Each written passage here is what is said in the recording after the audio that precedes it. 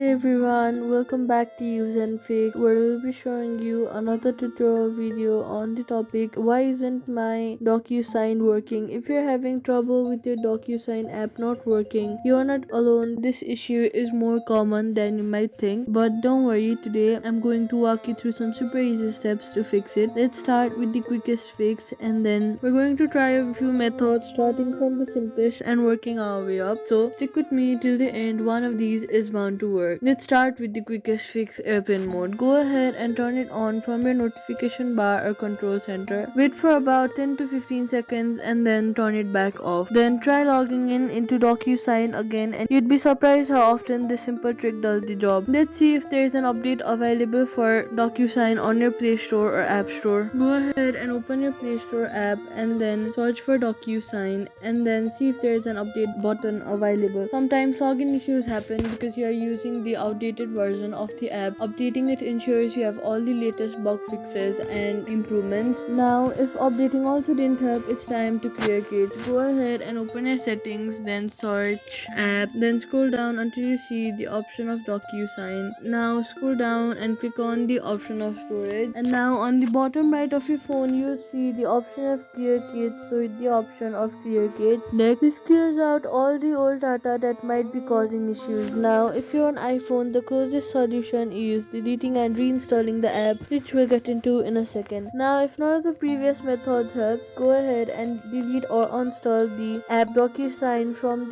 your phone and reinstall it again with all the latest files and updates. In many cases, this is the final fix that helps you solve stubborn problems. And there you go. One of these methods should have helped you get back into your DocuSign account. If it did, let me know in the comments and give this video a thumbs up to help others too. And hey, if you like simple tech fixes like this, consider subscribing for more. Thank you so much for watching, and I'll see you in the next one.